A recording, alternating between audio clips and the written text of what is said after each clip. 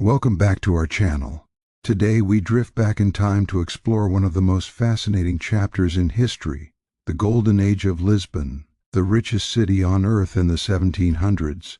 From dazzling palaces to bustling markets, from the glitter of gold to the shadows of inequality, we'll uncover what life was really like in this extraordinary city. Before we dive in, don't forget to like this video, share it with fellow history lovers, and subscribe to our channel so you never miss a journey into the past. Now, let's step into the streets of Lisbon and experience its grandeur, its chaos, and its secrets. In the early years of the 18th century, there was a city standing at the very edge of Europe that seemed to defy the natural order of the world. While other capitals grew rich through slow trade, industry, or conquest, this city appeared to be flooded by wealth almost effortlessly, as if fortune itself had chosen it as a favorite. Ships arrived daily, heavy with treasure. Churches gleamed as though built from sunlight. Nobles walked streets where gold was so common it no longer inspired awe. This city was Lisbon, and at the dawn of the 1700s, it was widely regarded as the richest city on earth. To understand why Lisbon reached such extraordinary heights, one must first understand its position in the world. Portugal was a small European kingdom, modest in population and land, yet it commanded a global empire, unlike anything Europe had seen before. From the coasts of Brazil to the trading ports of Africa, from the spice routes of India to outposts in Southeast Asia, Portuguese ships had stitched together continents long before other powers fully understood the scale of the world. Lisbon was the beating heart of this empire. Everything passed through it, everything returned to it. Geographically, Lisbon was perfectly placed. Sitting on the Tagus River, with deep natural harbors and easy access to the Atlantic, it had become a gateway between Europe and the wider world. By the 1700s, its docks were among the busiest on the planet. Tall-masted ships crowded the waterfront, their hulls darkened by long voyages. Sailors from distant lands filled the air with unfamiliar languages. The smell of salt water mixed with spices, tobacco, sugar, and exotic woods. For visitors arriving by sea, Lisbon did not feel like a provincial European city. It felt like the center of the world. Foreign travelers struggled to describe what they saw. Some compared Lisbon to Rome in its grandeur, others to Constantinople in its diversity. But even these comparisons fell short. Lisbon was not simply rich, it was ostentatiously rich. Wealth was displayed openly, almost aggressively, as if the city itself wanted to remind everyone who passed through that it stood above all rivals. The scale of Lisbon's prosperity shocked Europe. While London and Paris were growing steadily through commerce and manufacturing, Lisbon's wealth arrived in sudden, overwhelming waves. Gold, above all, defined the city. It poured into Portugal in quantities so vast that it altered the European economy. Coins minted in Lisbon circulated across the continent. Portuguese gold financed wars, palaces, and monarchies far beyond Iberia. In many ways, Europe itself ran on Lisbon's wealth. But this wealth was not abstract. It was visible everywhere. Churches were adorned with layers of gold leaf so thick that walls seemed to glow from within. Altars sparkled in candlelight, transforming religious spaces into dazzling displays of power and devotion. Even modest chapels could rival royal halls in splendor. To many observers, Lisbon appeared less like a city of stone and wood, and more like a city sculpted from precious metal. The streets reflected this same contradiction of magnificence and chaos. Narrow medieval lanes wound through grand squares. Elegant carriages passed beggars barefoot on cobblestones. Palaces rose beside overcrowded tenements. Lisbon was not carefully planned or orderly. It was layered, crowded, and alive. Every corner revealed another sign of wealth or ambition, another reminder that this city had grown rich faster than it could fully understand itself. At the top of this world stood the Portuguese crown. The king was not merely a ruler, he was the guardian of a divine fortune.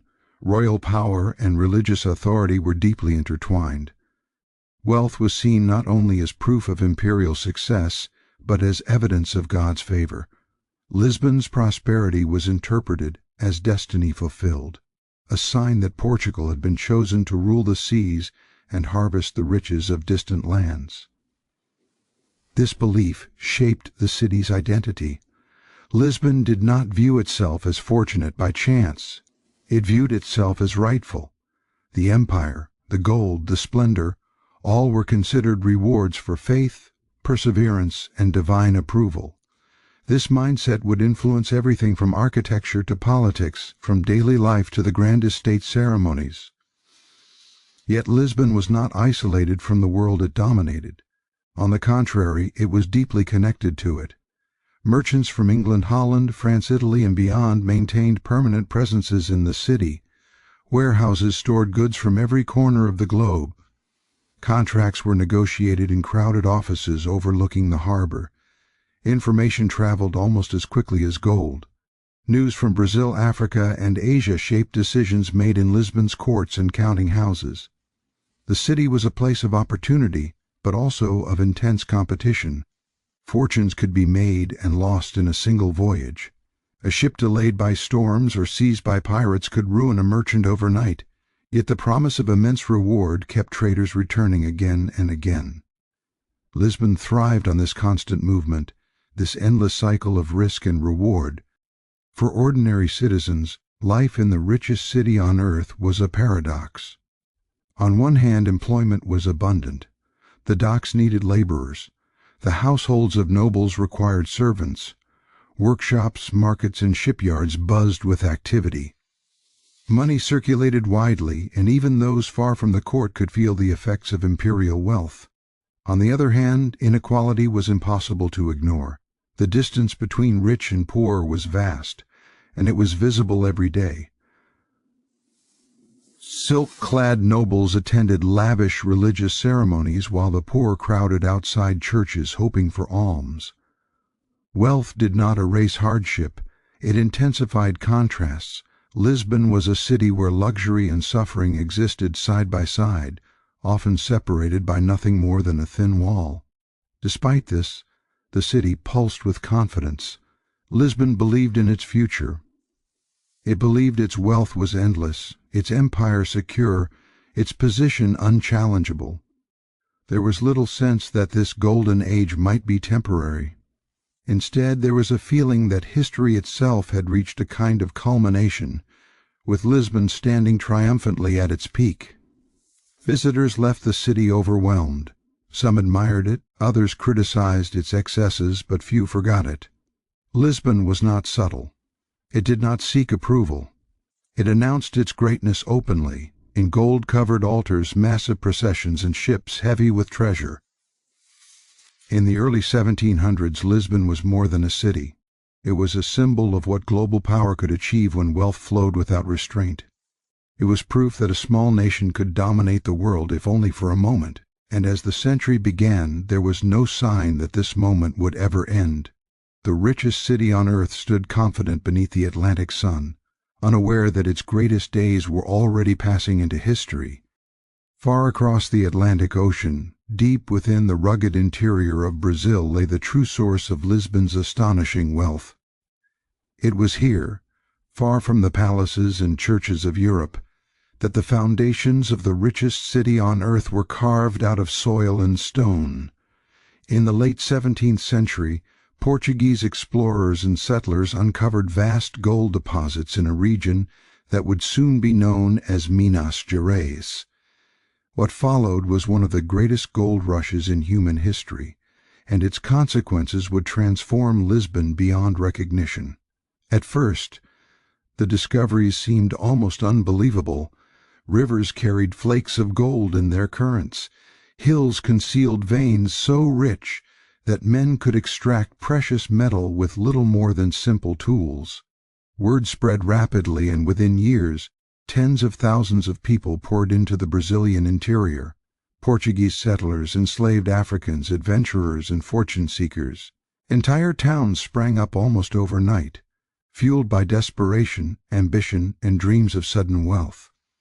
This gold did not stay in Brazil for long. The Portuguese crown moved quickly to assert control, recognizing the immense value of what had been found. Strict regulations were imposed. A fifth of all gold, known as the royal fifth, belonged directly to the king. Armed officials monitored mines, weighed gold, and enforced taxation with ruthless efficiency. Smuggling was common, but even with losses, the sheer volume of gold was staggering. Each year, heavily guarded fleets departed Brazil, crossing the Atlantic toward Lisbon. These were not ordinary merchant ships, they were floating treasuries. Their holds carried chests filled with gold dust, bars, and coins, along with diamonds and precious stones. Naval escorts protected them from pirates and rival powers, for the loss of a single fleet could destabilize the economy of an entire kingdom. When these ships finally entered the Tagus River, Lisbon held its breath. Bells rang. Officials gathered. Cargo was unloaded under watchful eyes. Gold was weighed, recorded, taxed, and distributed. A portion went directly into the royal treasury, while the rest flowed into banks, merchant houses, and private fortunes. The arrival of a fleet could inject enormous sums of money into the city almost instantly. This constant inflow of gold reshaped Lisbon's economy in ways few had anticipated. Money became abundant. Credit expanded. Prices rose. The city experienced inflation, but also a sense of limitless possibility. Projects that would have been unimaginable elsewhere were approved without hesitation. If something could be built, it was built. If something could be decorated, it was gilded. Gold financed the transformation of Lisbon's skyline. Churches became monuments not just of faith but of wealth. Gold leaf was applied so lavishly that some interiors seemed to dissolve into pure light. Sculptures, altars, ceilings, and columns were covered in precious metal. This style, later known as Johannine Baroque, was unique in its extravagance. It shocked foreign visitors and even some locals, who struggled to comprehend such excess devoted to religious spaces. Yet gold did not flow only into churches. It financed palaces, roads, fountains, and public works. Nobles expanded their estates. Merchants built grand townhouses overlooking the river.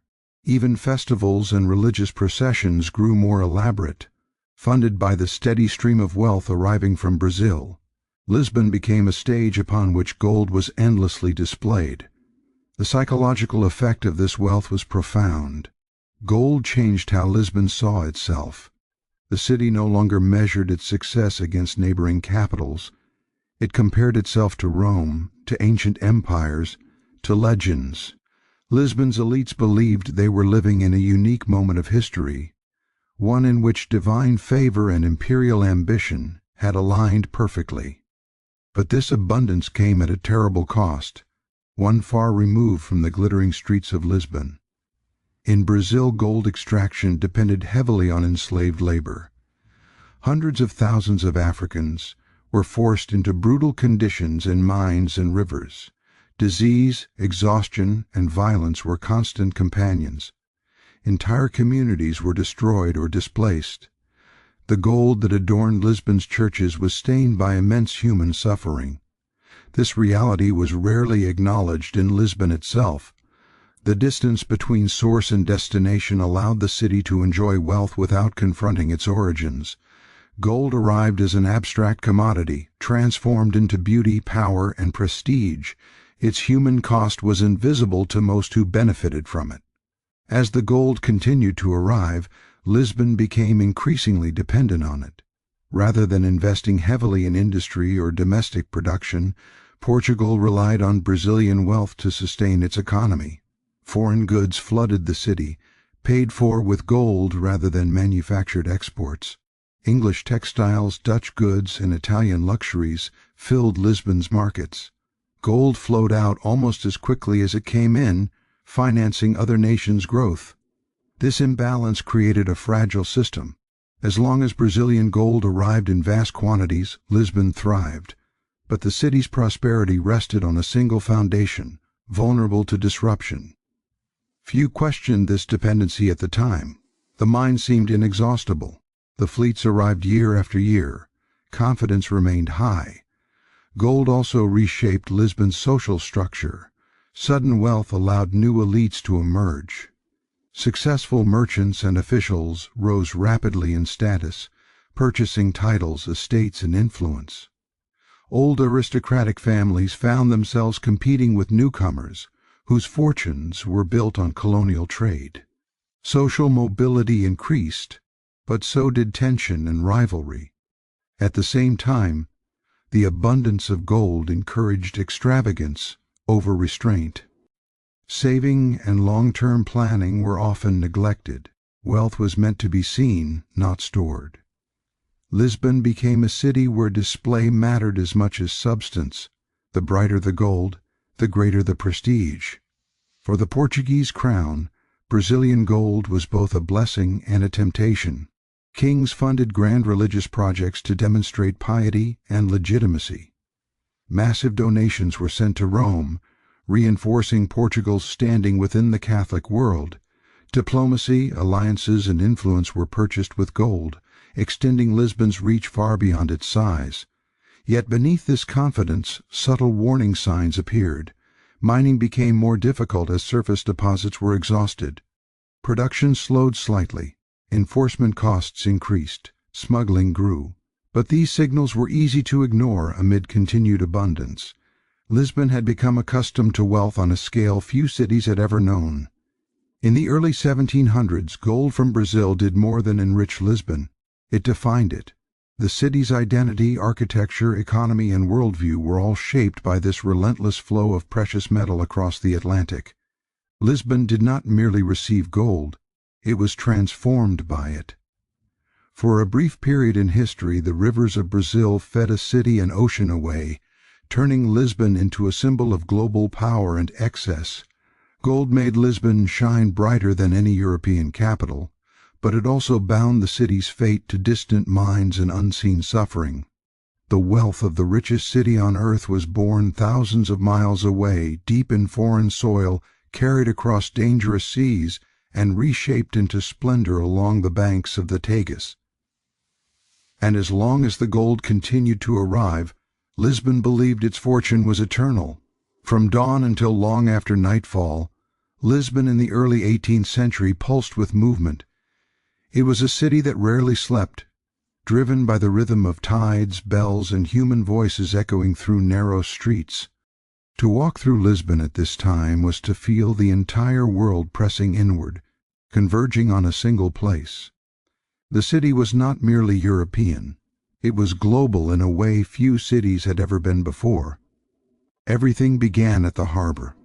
The Tagus River, wide and calm near the city, functioned like an enormous artery through which Lisbon's lifeblood flowed. Ships of every size crowded the waterfront. Massive ocean-going vessels returning from Brazil or India, smaller coastal ships bringing goods from within Portugal, and foreign merchant ships flying English, Dutch, French, or Italian flags. Their masts formed a forest of wood and rope, swaying gently in the breeze.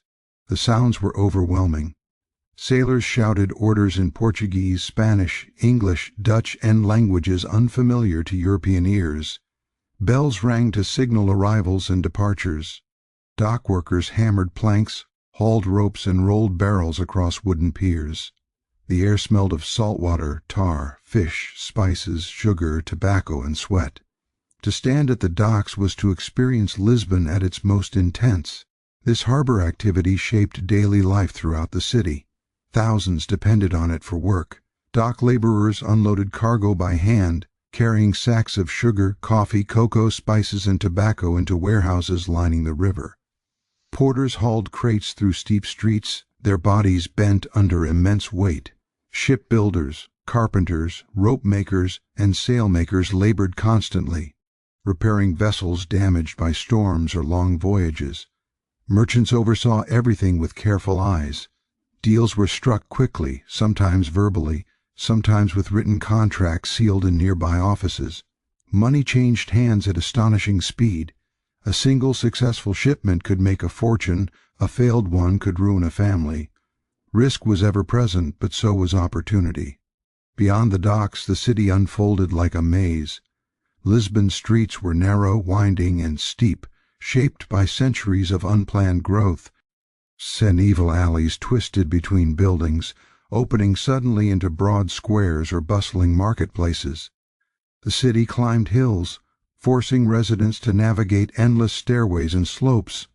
Carts rattled over uneven cobblestones, foot traffic was constant. Markets were the social heart of Lisbon. Here the city's diversity was most visible. Vendors sold fresh fish pulled from the river that morning, fruits and vegetables from surrounding countryside, bread baked at dawn, and goods from faraway lands.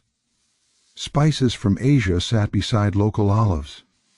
Brazilian sugar sweetened European pastries. Coffee, still a novelty in much of Europe, was becoming a familiar presence. People of every background mingled here. Portuguese peasants from nearby villages bargained loudly. Wealthy townspeople sent servants to purchase daily supplies. Foreign traders listened closely, always alert for profit. Enslaved Africans sold food, water, and small goods on behalf of their owners or for themselves, sometimes permitted to keep a portion of earnings. Lisbon's population was among the most diverse in Europe. Enslaved Africans made up a significant portion of the city's residents. Some estimates suggest as much as 10% or more. They worked as domestic servants, dock laborers, artisans' assistants, street vendors, and messengers. Their presence was woven into everyday life. They carried water, swept streets, cooked meals, and accompanied nobles through public spaces. This diversity extended beyond Africa.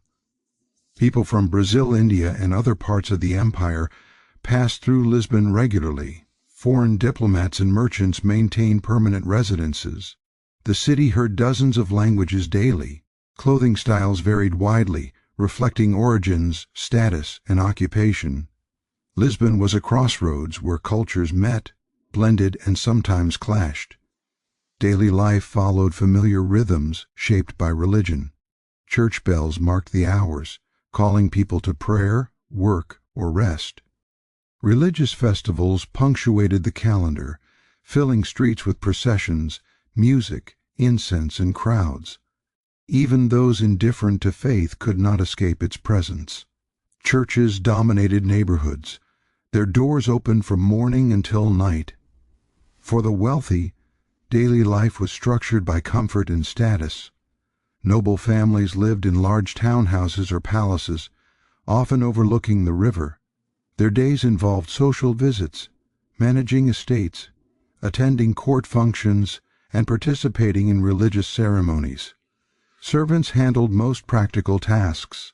Meals were elaborate, featuring imported ingredients that symbolized global reach. For the middle classes, merchants, craftsmen, shopkeepers, life revolved around work and family. Shops opened early. Workshops rang with the sounds of tools. Apprentices learned trades passed down through generations. Success depended on reputation and connections as much as skill. Many hoped to rise socially through wealth accumulated from trade. For the poor, life was precarious. Overcrowded housing, disease, and irregular work were constant threats. Many lived in small rooms shared by entire families. Begging was common, especially near churches and marketplaces. Charity existed, often organized by religious institutions, but it could not eliminate hardship. Despite these inequalities, Lisbon's streets were alive with energy. Street performers played music, told stories, or demonstrated skills. Vendors shouted to attract customers. Children played wherever space allowed. Arguments erupted and faded quickly. The city was loud, emotional, and expressive. Coffee houses and taverns became important social spaces, particularly for men. Here, news from abroad was shared, stories of shipwrecks, wars, discoveries, and scandals. Information traveled quickly through rumor and conversation. Lisbon's residents were unusually aware of global events, tied as they were to the fortunes of empire. Women's lives varied widely depending on class. Noble women lived relatively secluded lives, focused on family, religion, and social appearances. Middle-class women often worked alongside husbands in shops or managed households. Poor women labored as servants, laundresses, vendors, or factory workers. Enslaved women faced especially harsh conditions, often subject to exploitation and violence. Health and sanitation were constant concerns. Waste flowed through open drains. Clean water was carried by hand. Disease spread easily, particularly in dense neighborhoods. Yet the city endured, driven by necessity and habit. Life was hard, but it was familiar. Transportation within the city was mostly on foot. Carriages were reserved for the wealthy. Animals, horses, mules, donkeys, shared streets with pedestrians. Traffic jams were common near markets and churches. Accidents happened frequently, accepted as part of urban life. At night, Lisbon changed character. Lamps lit major streets, but many areas remained dark. Taverns filled with conversation and drink. Music drifted through open windows. Crime increased after sunset, though patrols attempted to maintain order. The city felt both dangerous and alive. What made Lisbon truly unique was how normal all of this felt to its inhabitants. The presence of global wealth, foreign goods, and diverse peoples was not extraordinary. It was daily life. Children grew up seeing enslaved people, foreign sailors, and imported luxuries as ordinary parts of the world. This normalization of global empire shaped Lisbon's identity. The city did not see itself as peripheral, it saw itself as central. News arrived from Brazil or India as naturally as from neighboring towns. Lisbon existed in constant conversation with distant lands. Yet beneath this vibrancy lay fragility. The city's dependence on trade and empire meant that any disruption could ripple quickly through daily life. A delayed fleet could mean unemployment. A poor harvest could cause hunger. Disease could sweep through crowded neighborhoods without warning. Still, in the early 1700s, confidence outweighed fear. Lisbon was busy, wealthy, and powerful. Its streets reflected the movement of goods, people, and ideas on a global scale. Life in the city was demanding, unequal, and often harsh, but it was also dynamic and full of possibility. To live in Lisbon at this time was to live at the center of the world's currents, carried forward by ships, gold, labor, and ambition. The city breathed in the riches of continents and breathed out influence, culture, and power. For those who walked its streets, this was simply life in the richest city on earth. At the very center of Lisbon's golden age stood the royal court, a world apart from the crowded streets and noisy markets, yet entirely dependent on the wealth flowing through them. Power in 18th-century Lisbon was not subtle. It was meant to be seen, admired, and feared. The monarchy ruled by spectacle as much as by law, and nowhere was this more evident than in the daily life of the court and the monumental architecture it sponsored. The king at the heart of this world was João V, a ruler whose reign became synonymous with excess, ambition, and religious devotion on a colossal scale. He inherited a kingdom suddenly enriched by Brazilian gold, and he ruled as a man convinced that such wealth was a sign of divine favor. To João V, Lisbon was not merely a capital, it was the stage upon which Portugal's destiny was to be displayed before God and the world. Royal authority permeated the city. The court dictated fashion, taste, ceremony, and even morality. Nobles lived according to strict codes of appearance and behavior, where status was measured not only by lineage but by proximity to royal favor. To be seen at court, to be invited to a ceremony, to receive a nod of recognition from the king, these were currencies as valuable as gold. The royal residences themselves were symbols of power. Though Lisbon did not have a single palace comparable in age to Versailles, its royal complexes were lavishly decorated and constantly expanded.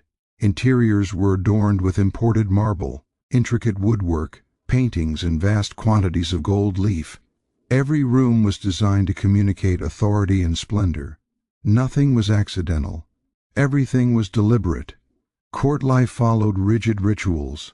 Days were structured around audiences, ceremonies, religious observances, and entertainment. Even mundane actions such as the king dressing or dining could become formal events attended by selected nobles. These rituals reinforced hierarchy and reminded everyone present of their place within the social order. Dress played a crucial role in this performance of power. Nobles wore silk, velvet, lace, and embroidery imported from across Europe and beyond. Gold buttons, jeweled buckles, and elaborate wigs signaled rank and wealth. Clothing was not merely personal expression, it was political language. To dress poorly was to risk invisibility or disgrace. To dress extravagantly was to assert one's importance. Entertainment at court was equally extravagant. Operas, concerts, banquets, and theatrical performances were frequent. Musicians and artists were brought from Italy and other cultural centers to elevate Lisbon's artistic standing. Music echoed through palace halls, while feasts showcased ingredients sourced from the far reaches of the empire. These events were not simply leisure, they were demonstrations of cultural superiority. Yet no aspect of royal ambition was more striking than its devotion to religious architecture. João V saw himself as a defender of the Catholic faith, and he invested enormous resources into churches, monasteries, and religious institutions. This devotion culminated in one of the most ambitious construction projects of the era, the convent of Mafra. Mafra was not merely a convent, it was a statement. Built outside Lisbon, it was vast beyond reason, combining a royal palace, a monastery, and a basilica into a single monumental complex. Thousands of workers labored on it for years, financed almost entirely by Brazilian gold. Bells so large they required special transport, libraries filled with rare books, corridors stretching endlessly. Mafra was designed to overwhelm. For João V, Mafra symbolized a union of divine authority and royal power. It proclaimed that Portugal, though small, was chosen by God and enriched by empire. Foreign visitors were stunned by its scale. Some admired it as a marvel, others saw it as a sign of dangerous excess. Within Portugal, it became both a source of pride and quiet resentment. The court's influence extended beyond architecture into governance. Decisions were centralized around the king and his advisors. Wealth allowed João V to maintain independence from powerful nobles by distributing favors, titles, and pensions funded by gold. Loyalty could be purchased, and often was. Political stability rested less on institutions than on wealth and personal allegiance. This system created intense competition among nobles. Court factions formed, each seeking influence. Alliances shifted. Intrigue was constant. A whispered accusation or a misplaced word could ruin a career. At court, survival required caution, flattery, and constant vigilance. Despite the glittering surface, court life could be suffocating. Many nobles lived beyond their means, trapped in cycles of debt to maintain appearances. Status demanded expenditure. Even as gold flowed into Lisbon, it did not always flow evenly into noble households. Appearances had to be preserved at all costs. Beyond the palace walls, the presence of royal power was felt throughout Lisbon. Ceremonial processions filled streets with color and sound. Religious festivals sponsored by the crown displayed unity between monarchy and church. Soldiers marched in formation, reminding citizens of royal authority. The court also shaped urban development. Areas near royal residences attracted noble families eager to live close to power. Streets were widened, squares beautified, fountains constructed. Lisbon's landscape was molded to reflect hierarchy and grandeur, yet the court existed in uneasy contrast with the rest of the city. While nobles attended banquets, laborers struggled to survive. While gold decorated palace ceilings, poverty persisted in crowded neighborhoods. The court rarely acknowledged this disparity openly. Wealth was seen as proof of divine order, inequality as natural. Foreign observers often commented on this contradiction. They marveled at Lisbon's splendor but criticized its neglect of industry and infrastructure. Some warned that dependence on gold and display left Portugal vulnerable. These warnings were largely ignored. For João V and his court, the present mattered more than the future. The golden age was happening now, and it was meant to be lived fully. Investments were made in monuments rather than systems. in display rather than resilience. Lisbon's greatness was measured in spectacle, not sustainability. Still, the court succeeded in its primary goal. It made Lisbon famous. Stories of its wealth spread across Europe. Artists, musicians, and scholars were drawn to the city. Diplomats treated Portugal with respect disproportionate to its size. For a time, gold purchased prestige on the world stage. Within the court itself, belief in divine favor remained strong. Earthquakes, storms, and misfortune were interpreted through religious lenses. Success was proof of righteousness. Failure was a test of faith. This worldview reinforced confidence, even as warning signs quietly accumulated. The royal court of 18th-century Lisbon was both the peak of Portugal's power and a reflection of its limitations. It embodied ambition, faith, and excess in equal measure. It dazzled contemporaries and left monuments that still stand today. In the early 1700s, to witness the court of Lisbon was to see wealth transformed into authority, art, and ritual. It was a world built on gold, sustained by belief and convinced of its own permanence. And for a brief moment in history, that conviction seemed justified. Beneath the brilliance of Lisbon's golden age lay a darker, more complex reality, one that shaped daily life as deeply as gold and power ever could.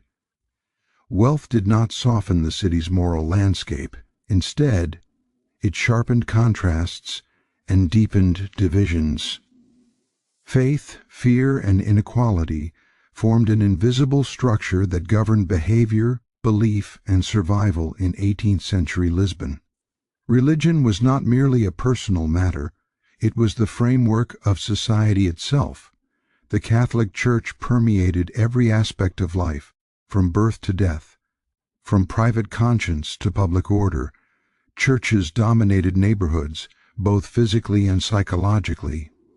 Bells rang throughout the day, marking time, summoning prayer, and reminding residents of divine oversight. For most people, religion was not optional, it was the air they breathed. Lisbon's wealth intensified religious expression. Gold transformed churches into overwhelming spectacles of devotion.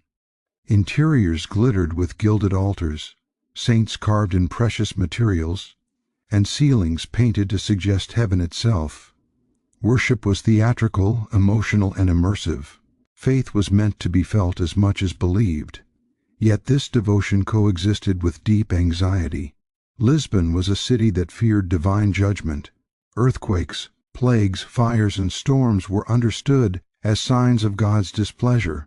Prosperity was celebrated, but it was also feared. Many believed that such wealth tempted punishment. This tension between gratitude and dread shaped the city's spiritual life. At the center of this fear stood the Inquisition. Officially tasked with protecting religious purity, it wielded enormous power over thought and behavior. The Inquisition monitored beliefs, investigated accusations, and punished those deemed heretical or morally deviant. Its presence was constant even when unseen. Public ceremonies known as autos de fe served as both punishment and warning. Accused individuals were paraded before crowds, sentenced, and sometimes executed.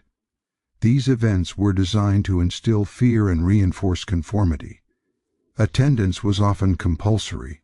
Silence was safer than curiosity. Obedience was survival. The Inquisition did not only target religious dissenters, it also policed morality, controlling sexuality, speech, and behavior. Fear of accusation shaped how people interacted, what they said, and even what they thought. Trust was fragile. A careless word could lead to investigation. In this environment, self-censorship became a way of life. Inequality in Lisbon was stark and unavoidable. Wealth concentrated heavily at the top, while vast numbers lived in poverty. Noble families and wealthy merchants enjoyed opulent homes, fine clothing, and abundant food. Meanwhile, the poor crowded into cramped quarters, struggling daily for survival. Housing conditions for the poor were harsh. Entire families lived in single rooms. Buildings were poorly maintained. Fires spread quickly. Disease was common, clean water was scarce, sanitation was minimal. Life expectancy was low, especially for children. Despite the city's immense wealth, social mobility was limited. While some merchants rose through trade, most people remained in the class they were born into. Birth determined opportunity.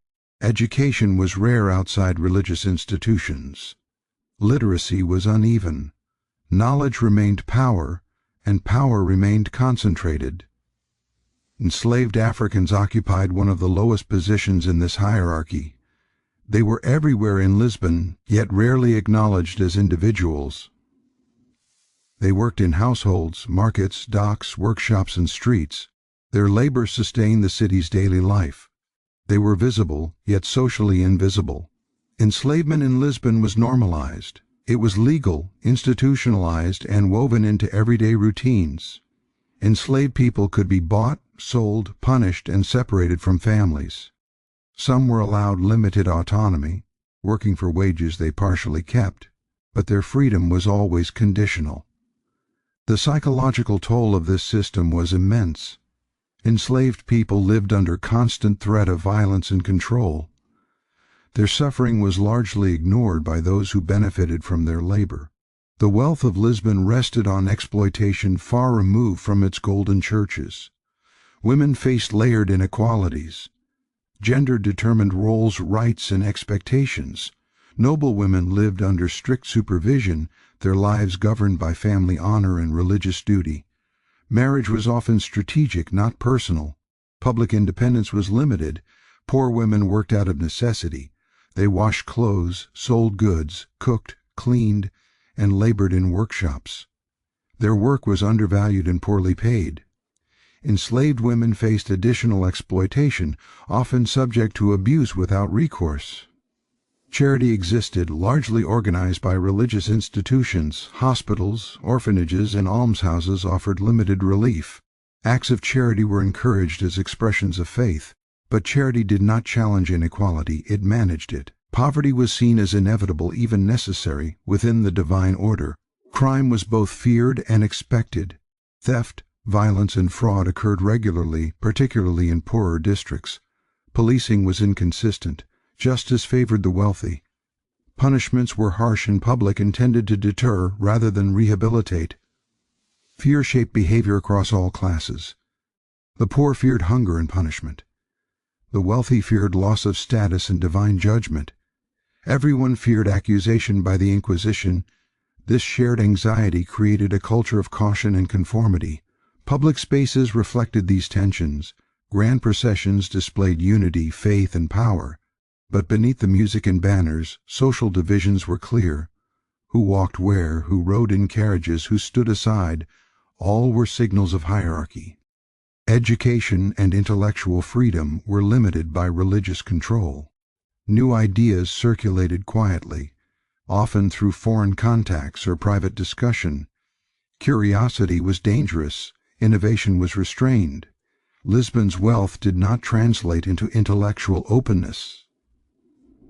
This combination of faith, fear, and inequality produced a society both stable and brittle. Order was maintained, but at the cost of freedom. Wealth was displayed, but insecurity remained. The city functioned, but under constant pressure. People learned to navigate this world carefully. Reputation mattered. Silence mattered. Appearances mattered.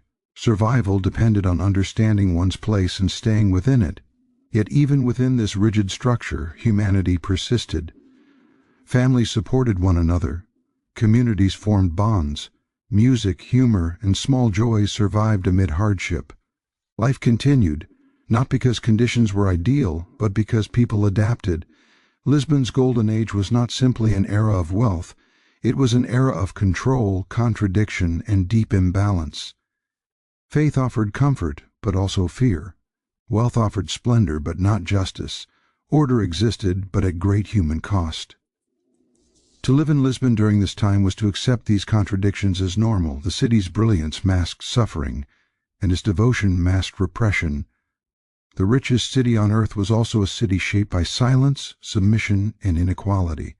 And while gold could decorate walls and fund empires, it could not erase the underlying tensions that defined everyday life. Beneath the shine of Lisbon's golden age lay a fragile society, bound together by belief and fear, waiting for a moment that would test everything it believed about itself. As the middle of the 18th century approached, Lisbon still glittered with confidence, but the certainty that had once defined the city began to soften, almost imperceptibly at first. To the casual observer, nothing seemed wrong. Ships still entered the Tagus. Churches still gleamed with gold. The court still staged ceremonies of breathtaking splendor. Yet beneath this familiar surface, the forces that had made Lisbon the richest city on earth were slowly shifting, and the city itself stood unknowingly at the edge of transformation. The flow of Brazilian gold, once seemingly endless, began to show signs of strain. The richest surface deposits had already been worked. Mining grew deeper, harder, and more expensive. Production did not collapse, but it no longer increased at the astonishing rates of earlier decades. Smuggling intensified as miners and officials sought to keep more for themselves. The crown's share became harder to enforce. What had once felt like an unstoppable tide now required constant effort to sustain. In Lisbon, these changes were subtle but real. Inflation had already reshaped daily life, and prices remained high. Wealth continued to circulate, but unevenly. Some fortunes grew larger than ever, while others quietly declined. The city's dependence on gold meant that even small disruptions rippled outward, affecting employment, credit, and trade. Yet few in Lisbon truly believed the golden age could end. The city had grown accustomed to abundance. Generations had known nothing else. Wealth was not seen as temporary, but as natural. Lisbon's identity was built on the assumption of permanence, and assumptions, once deeply rooted, are difficult to abandon. Urban life continued much as it always had. Markets bustled, taverns filled with conversation, religious processions marched through the streets with familiar ceremony. The court maintained its rituals. The city functioned, outwardly stable and confident, even as its foundations grew more fragile. Then came the morning that shattered everything. On November 1st, 1755, All Saints' Day, Lisbon awoke as it had countless times before. Churches were filled with worshippers attending Mass. Candles burned brightly in gilded interiors. The city was alive with prayer. Few could have imagined that within minutes their world would be irrevocably altered. Without warning, the ground began to shake. Buildings trembled and cracked. Walls collapsed. Churches, heavy with stone and ornamentation, crumbled under their own weight. The earthquake was violent and prolonged, unlike anything the city had ever experienced. Streets split open. People screamed and ran, unsure where safety lay. As structures fell, fires ignited. Candles overturned, cooking hearths spilled flames. Within hours, much of Lisbon was burning. Smoke filled the air. Heat became unbearable. Survivors fled toward the river, believing open space offered protection. But the disaster was not finished. The waters of the Tagus receded unnaturally, drawing ships and debris away from the shore. Moments later, a massive tsunami surged back into the harbor, flooding the waterfront and sweeping away anyone who had gathered there. Ships were hurled onto land. Entire districts vanished beneath the waves. By the end of the day, Lisbon was in ruins. Tens of thousands were dead. Much of the city lay destroyed or severely damaged. The grand churches that had symbolized divine favor now lay in rubble. The palaces of nobles collapsed alongside the homes of the poor. Wealth offered no protection. Gold could not stop the earth from moving. The psychological impact was as devastating as the physical destruction. For a society deeply rooted in religious interpretation, the earthquake posed terrifying questions. How could such a catastrophe strike on a holy day? How could God allow the richest, most devout city to suffer so completely? The belief that Lisbon's prosperity reflected divine approval was shaken as violently as the ground itself. In the immediate aftermath, survival became the priority. Bodies filled the streets. Food was scarce. Disease threatened to spread. Order teetered on the brink of collapse. Fear of looting and rebellion loomed large. It was in this moment of chaos that a new force emerged. decisive, pragmatic authority. The Marquis of Pombal, a powerful statesman, took control of the response. His approach was radically different from the religious fatalism many expected.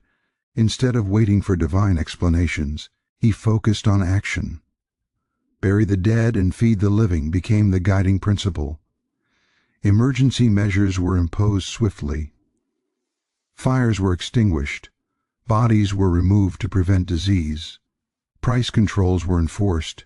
Looting was punished harshly. The state asserted control over the ruined city with unprecedented firmness. Rebuilding began almost immediately, but Lisbon would not be rebuilt as it had been. The disaster marked the end of the old city and the beginning of something new. Medieval streets, once winding and chaotic, were cleared. A new urban plan emerged, emphasizing wide avenues, open squares, and standardized buildings designed to resist earthquakes. The rebuilt Lisbon reflected Enlightenment ideals: order, reason, and control. Architecture became more restrained. Excessive ornamentation was replaced with symmetry and practicality. The city's appearance changed, and so did its spirit. The earthquake did more than destroy buildings, it reshaped thought. Across Europe, philosophers, scientists, and theologians debated its meaning. Lisbon became a symbol in discussions about God, nature, and human responsibility. The catastrophe challenged long-held beliefs about divine justice and the role of reason in understanding the world. For Portugal, the disaster accelerated changes already underway. The Golden Age was unmistakably over. Brazilian gold continued to arrive, but never with the same transformative power. The empire faced growing challenges. Other European powers industrialized and expanded. Portugal struggled to adapt. Social structures shifted as well. The authority of the Church, while still strong, faced new scrutiny. The state grew more centralized and secular in its approach. Control replaced spectacle. Efficiency replaced excess. Yet Lisbon endured. The city rebuilt itself from ashes and rubble, carrying forward memories of both triumph and tragedy. The new Lisbon was not as ostentatious, not as dazzling, but it was resilient. Its streets told a different story now, one of survival rather than supremacy. The legacy of 18th-century Lisbon is complex. It was a city of extraordinary wealth, built on global exploitation and fueled by belief in divine favor. It was also a city brought to its knees by forces beyond human control. Its rise and fall serve as a reminder of the fragility of power and the limits of wealth.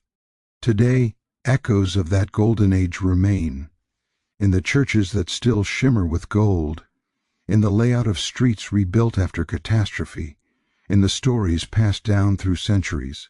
Lisbon carries its history openly, layered into stone and memory. The richest city on earth learned in a single morning that no amount of gold could guarantee safety or permanence. Yet from destruction came renewal, from certainty came humility, from excess came restraint. Lisbon's story is not merely one of wealth lost, but of a city transformed. It stands as a testament to human ambition, vulnerability, and resilience, a reminder that history is shaped not only by what we build, but by how we respond when it all falls apart. And in that sense, the legacy of Lisbon's golden age lives on, not in gold, but in the enduring spirit of a city that survived the unimaginable and continued forward into a changed world. Even after the fires had cooled and the dust had settled, the city of Lisbon was far from silent. The earthquake of 1755 had changed the physical landscape, flattened streets, and claimed tens of thousands of lives, yet it could not erase the spirit of the city or the memory of its golden age. The destruction left behind both a vacuum and a canvas, a place where grief, fear, resilience, and ambition intertwined in ways that would shape Lisbon for generations. For those who survived, the city was at once familiar and unrecognizable, a paradox of continuity and rupture that would define its character in the decades to follow. The immediate aftermath of the disaster demanded action of a scale rarely seen before. The Marquis of Pombal, already a powerful statesman, took control with decisive authority. His approach was pragmatic and uncompromising. In a city where faith and superstition had long dictated responses to misfortune, Pombal insisted on reason, organization, and discipline. "Bury the dead and feed the living," he declared, a phrase that would come to symbolize Lisbon's ability to confront tragedy with practical measures. Fires were extinguished, bodies removed from streets to prevent disease, and public order was restored with a mixture of coercion and urgency. Looting was punished harshly, yet citizens were supported in rebuilding homes and businesses. This pragmatic response marked a turning point in Lisbon's history. While the city had once relied almost entirely on wealth, spectacle, and religious authority to assert its identity, the earthquake forced a shift toward resilience, planning, and practical governance. It was no longer enough for Lisbon to shine and dazzle, it had to endure. The ruins of churches and palaces became a lesson that permanence was an illusion, and that survival demanded foresight and collective effort. Reconstruction was immediate but measured. Wide avenues replaced narrow medieval alleys, allowing easier passage and reducing the risk of fire spreading as it had on that fateful day. Buildings were designed to be earthquake-resistant, with standardized layouts, reinforced walls, and uniform heights. The new city reflected a philosophy of order and control, a departure from the Baroque extravagance that had defined Lisbon's wealthiest neighborhoods. Architects and planners drew inspiration from Enlightenment principles, emphasizing symmetry, proportion, and public utility over ostentation. The rebuilt city became a statement not of limitless wealth, but of reason, resilience, and adaptive ingenuity. Yet as much as the physical city changed, the social and cultural legacy of the Golden Age endured. Memories of a Lisbon overflowing with gold, of palaces and churches adorned with the spoils of empire, continued to shape identity and ambition. Nobles, merchants, and commoners alike remembered the city's previous grandeur and were influenced by it in their aspirations and behavior. Even after the destruction, the past lingered in stories, art, and cultural memory, informing the city's self-perception and ambitions. Economic patterns also shifted in response to the earthquake. Lisbon could no longer rely solely on Brazilian gold, which had begun to decline even before the catastrophe. Commerce and trade became more localized and diversified, encouraging investment in domestic industries and crafts. Foreign merchants continued to arrive, but the economic system became less dependent on a single source of wealth and more distributed across multiple sectors. This diversification, born from necessity, helped Lisbon maintain its position as a major European port despite the loss of its previous extreme wealth. The social hierarchy, however, remained remarkably resilient. Wealth and power continued to concentrate among elites, but the earthquake and rebuilding efforts created opportunities for new actors. Skilled artisans, engineers, architects, and builders gained prestige and influence as their expertise became essential to reconstruction. Merchants who could navigate the logistical challenges of a devastated city found opportunities to expand their networks. In this way, the catastrophe disrupted old structures enough to allow new talents and ambitions to emerge, even while preserving overall social stratification. For ordinary citizens, life in post-earthquake Lisbon was shaped by adaptation. Families rebuilt homes, often under the guidance of state authorities or within organized neighborhoods. Work was plentiful in construction, but physically demanding and dangerous. Markets reopened slowly and trade resumed, bringing a semblance of normalcy to daily life. Yet trauma persisted. Survivors carried memories of sudden destruction, lost family members, and the fragility of wealth and safety. Collective memory became a lens through which people interpreted both fortune and disaster, reinforcing resilience while also heightening caution and piety. Religion continued to play a significant role, but its nature evolved. The church remained powerful, yet the earthquake had shaken some traditional interpretations of divine favor. While many continued to see the catastrophe as a test of faith or punishment for sin, others began to embrace more rationalist perspectives, questioning why God would allow such suffering. Lisbon became a site of early discussions that prefigured Enlightenment thinking in Portugal, the relationship between human action, natural law, and divine will. Religious authority persisted, but it increasingly shared space with secular reasoning and scientific inquiry. The arts, too, reflected this mixture of loss, memory, and renewal. Painters, sculptors, and writers memorialized the earthquake in their work, capturing both horror and resilience. Baroque exuberance gave way to a restrained classicism, emphasizing clarity, order, and moral narrative over sheer spectacle. Music and literature explored themes of fragility, human agency, and the limits of earthly power. Cultural production in post-1755 Lisbon became a dialogue between past grandeur and present realities, a means of reconciling memory with the practical needs of a rebuilt city. The earthquake also influenced education and intellectual life. Institutions devoted to science, mathematics, and engineering gained new prominence, as their expertise became crucial to designing safer buildings and planning urban infrastructure. Lisbon became a center for practical knowledge as much as for traditional learning.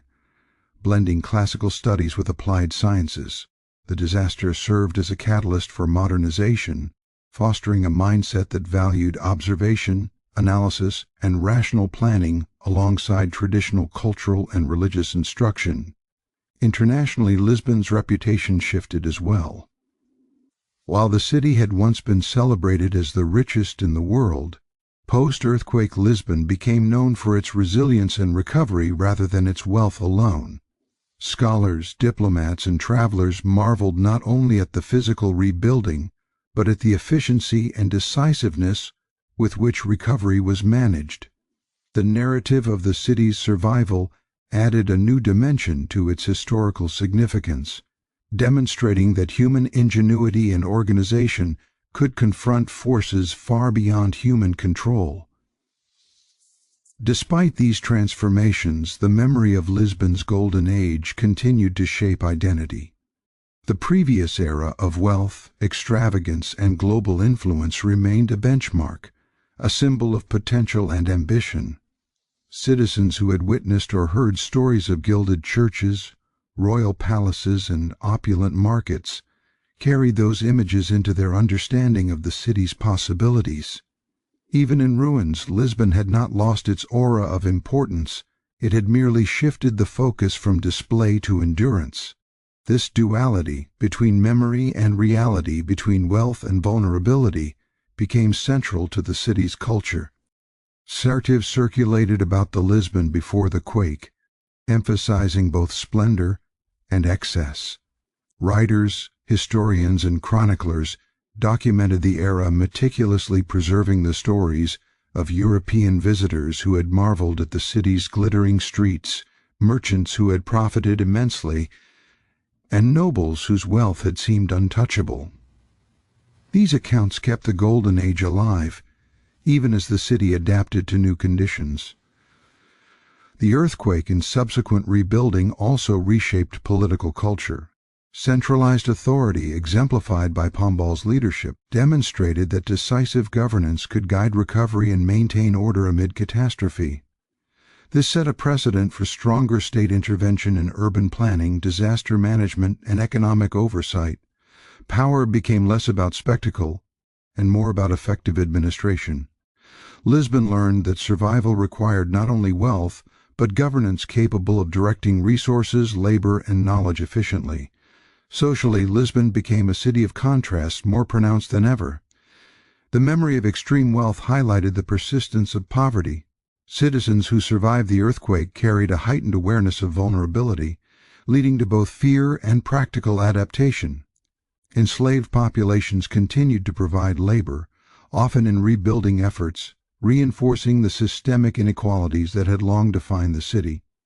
At the same time, skilled workers gained new leverage as their expertise became indispensable, creating subtle shifts in social dynamics.